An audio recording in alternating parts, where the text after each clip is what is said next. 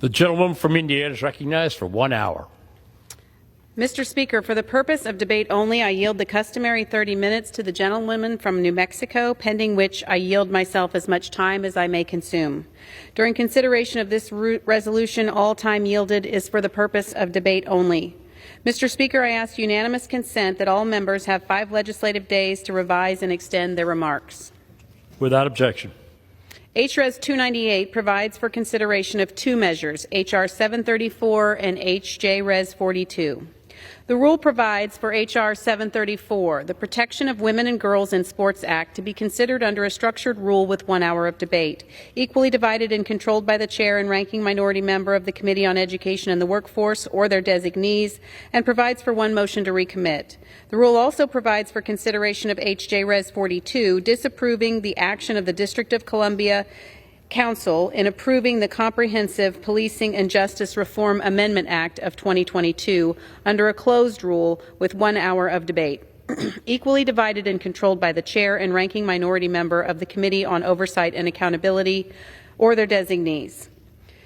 Mr. Speaker, I rise in support of this rule and in support of the underlying pieces of legislation.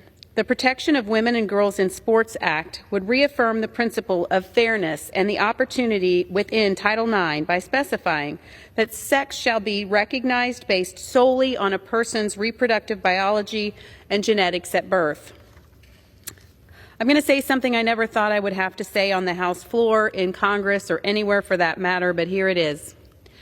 Women and men are different. That's not meant to be controversial, mean-spirited, outlandish, or anything other than the factual statement it is. But perhaps I can be more specific, Mr. Speaker. Women and men are physically different. Women and men have different physical characteristics, and that's okay. That's why Title IX exists, to ensure that despite these differences, women and men have the same opportunities. Saying women and men are different does not lack empathy for people who struggle with their identity. But because some people struggle with their identity should not, does not, change facts. And speaking of the facts, I'd be remiss if I did not include some for the House to consider. Specifically in the context of athletics, one study coming from the Duke University School of Law's Center for Sports Law and Policy. They note the various differences between male and female athletes leads to a 10 to 12% performance gap between the sexes in athletic competition. Mr. Speaker, I would like to submit for the record the results of this study. Without objection. Now we will hear that this bill is a distraction or that it does nothing to address school safety issues, but I couldn't disagree more. We've seen women, strong women, women like Riley Gaines, speak to the real harm female athletes experience from the issues we're discussing today. For those who don't know, Riley is a former college athlete as a swimmer, just like my own girls at home who are swimmers. I had the chance to speak with Riley just last week.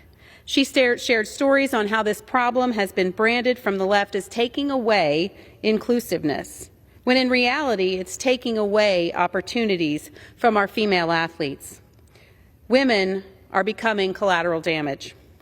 Riley told me stories about her competitor, a biological male, sharing locker rooms and showers with teammates, and how a year later one teammate who was quiet at the time wrote letters to her about how the experience still traumatizes her.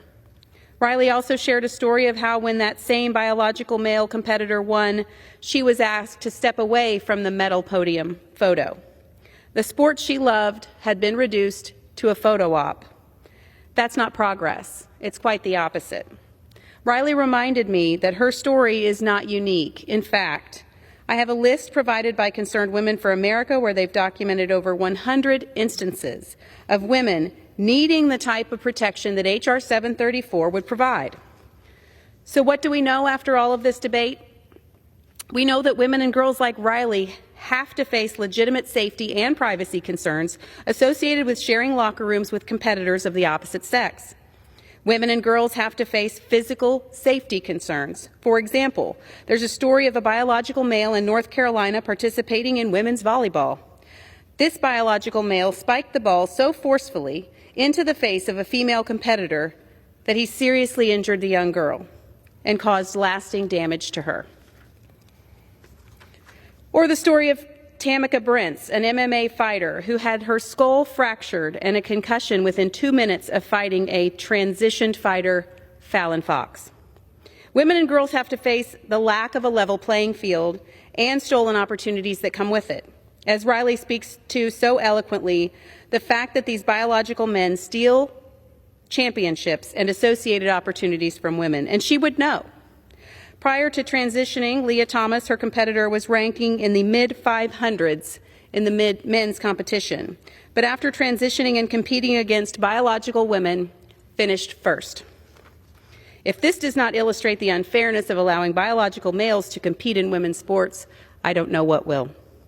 Women who are Olympians and college All-Americans, we've also have to face the fact that biological men competing in sports meant for women and girls has the effect of discouraging them. These sports that are meant for women and girls, having to compete with men does act as discouraging. Because now they must face inherent unfairness of competing against biological men. We know that sports participation has incredible positive benefits for participants, both from a physical but also from a mental health perspective. And since this phenomenon of biological men participating in women's sports is relatively new, it is a problem that will only continue to get worse if we don't act to stand up on their behalf. Speaking of problems that will get worse if we don't act, I want to turn now to H.J. Res. 42. This resolution would disapprove of the District of Columbia's Council's Comprehensive Policing and Justice Reform Amendment Act of 2022. Plain and simple, H.J. Res. 42 is about backing the blue. In January of this year, the D.C. Council passed the Comprehensive Policing and Justice Amendment Reform Act, effectively making the job of our police officers even harder. And Mayor Bowser declined to sign or veto it, which allowed it to continue in the process, ultimately reaching here, the Congress, for disapproval. Mr. Speaker, I'd like to ask unanimous consent to submit for the record 4 letters of support for H.J. Res. 42, disapproving of the D.C. Council's decision. 1 from the National Fraternal Order of Police, 1 from the National Association of Police Organizations, 1 from the United States Capitol Police Labor Committee, and finally 1 from the Commonwealth of Virginia's Attorney General. Without objection. It is this last letter from Virginia's Attorney General that I think makes an important point. Quoting directly from the letter, "Unfortunately, due to the proximity of our communities, D.C.'s crime problem has become Virginia's problem. What happens in the nation's capital certainly has consequences for our neighboring communities, but I'd also argue that it has consequences across the country. The decisions made here often affect decisions around the country and in other major cities. Therefore, we must think carefully when we review legislation that would allow outside groups to target individual officers and make it more difficult for those officers to do their jobs. We certainly don't want that to catch on. D.C., as of this month compared to last year, has had total crime rise 23%, seen homicides increase by 31%, and sexual abuse crimes rise a staggering 84%. Why would we be trying to implement measures alienating law enforcement officers? It's beyond me. We should be doing everything we can to show law enforcement officers that we stand with them, especially in areas where crime is on the rise and out of control. We should make it easier, not harder, for them to do their jobs. I urge my colleagues to support this rule. Our female athletes and police officers here in the nation's capital and around the nation.